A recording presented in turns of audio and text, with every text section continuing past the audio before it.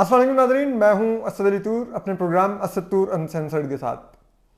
آج ہم آپ کے لیے 3 بڑی خبریں لے کے آ رہے ہیں۔ ایک کہ کامران خان صاحب جو ایک اینکر ہیں، وہ کل انہوں نے بڑا ماتم بھرا ایک ویڈیو پوسٹ کیا، تو اب لوگ سمجھ رہے ہیں کہ کوئی ان کا سافٹ ویئر اپڈیٹ ہو گیا، کیا ہو گیا۔ ہم آپ کو اس کی بھی وجوہات بتائیں گے، وہ ویڈیو کیوں کی گئی۔ اس کے علاوہ ہم آپ کو یہ بھی بتائیں گے کہ اب ریاست مدینہ جو جعلی بنائی ہے عمران خان نے، اس کا میک اپ اتر رہا ہے۔ تو اس کا تازہ میک اپ اب پنجاب میں اترا ہے، وزیر اعلیٰ عثمان بزدار کا اترا ہے۔ وہ بہت ہی دلچسپ خبر ہے۔ جبکہ ہم آپ کو یہ بھی بتائیں گے کہ نیوزی لینڈ کے بعد جو انگلینڈ کی ٹیم بھی نہیں آ رہی، کیا ہو رہا ہے، کیوں ہو رہا ہے یہ سب کچھ، اس پر بھی ہم آپ کو تفصیلات سے آگاہ کریں گے۔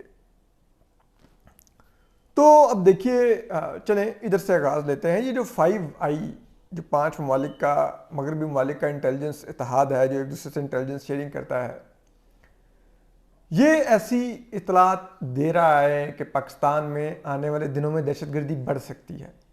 یہی نپی تلے انداز میں جو انگلینڈ کرکٹ بورڈ ہے اس کی پریس ریلیز میں موجود ہے۔ نیوزی لینڈ آلریڈی تھریٹ پر پاکستان سے دورہ منسوخ کر کے واپس جا چکا ہے۔ اب یہ دوسرا بڑا مغربی ملک ہے برطانیہ، جو دورے سے آنے سے انکار کر رہا ہے، اور وجہ پاکستان کے حالات آنے والے دنوں میں وہ دیکھ رہا ہے۔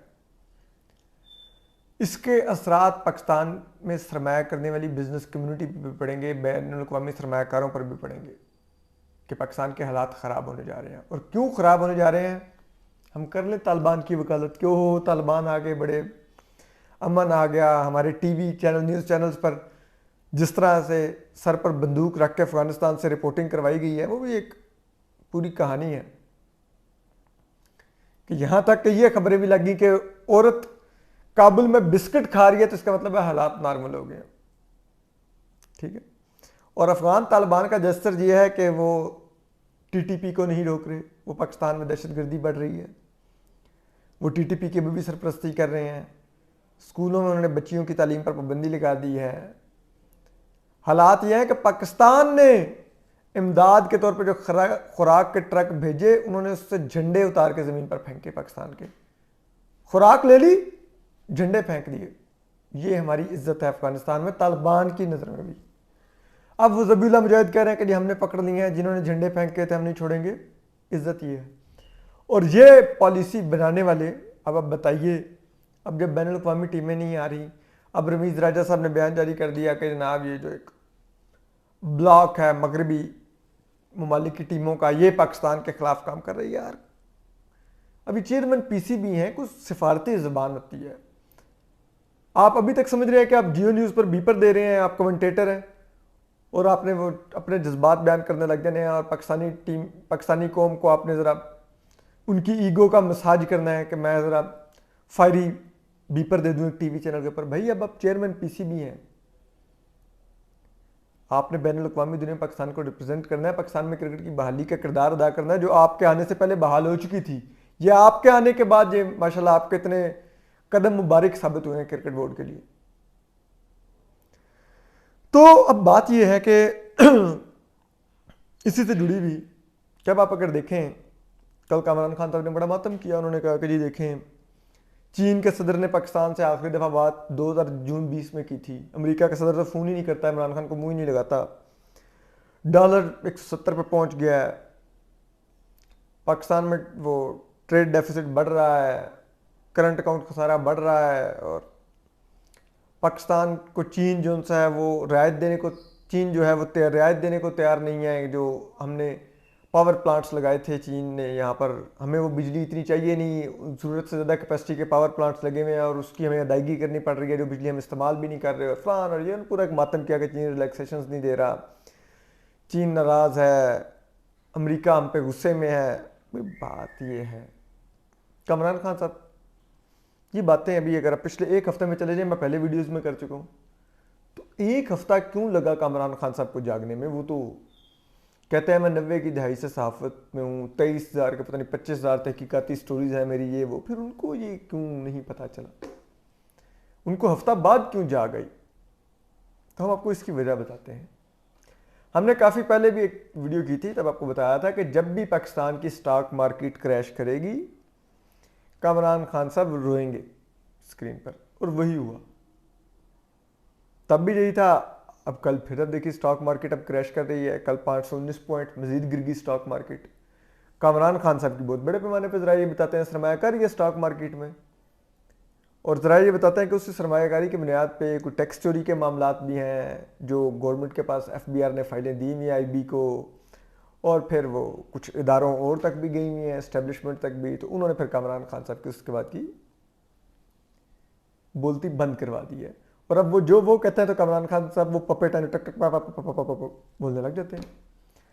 تو اب کامران خان صاحب کا رونا دراصل سٹاک مارکیٹ صبح اٹھے. اب دیکھیے پھر کامران خان صاحب کے گیت سنیے گا, خوشخبریاں.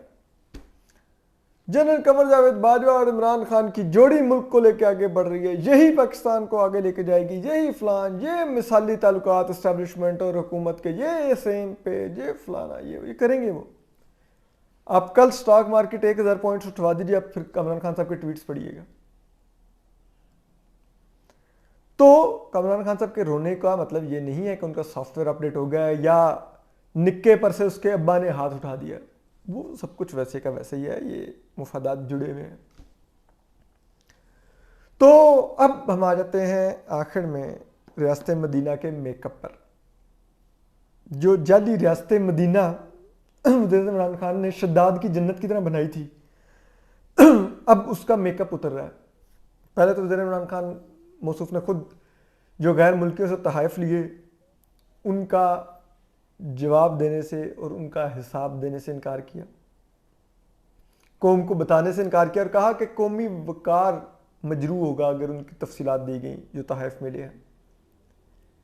ارے بھائی, آپ کہہ رہے ہیں کہ بین الاقوامی تعلقات بھی متاثر ہوں گے اگر ان تحائف کی تفصیلات جاری کی گئیں, تو جو پچھلے تحائف دیے جاتے تھے اور جو پچھلے حکمرانوں کے بارے میں تفصیلات جاری کی جاتی تھی جن کو لے کے آپ پریس کانفرنس کرتے تھے, تب آپ بین الاقوامی تعلقات نہیں متاثر کر رہے تھے. خان صاحب, آپ کو یہ تحائف ذاتی حیثیت میں نہیں ملے. ابھی ہم عثمان بزدار پہ آتے ہیں.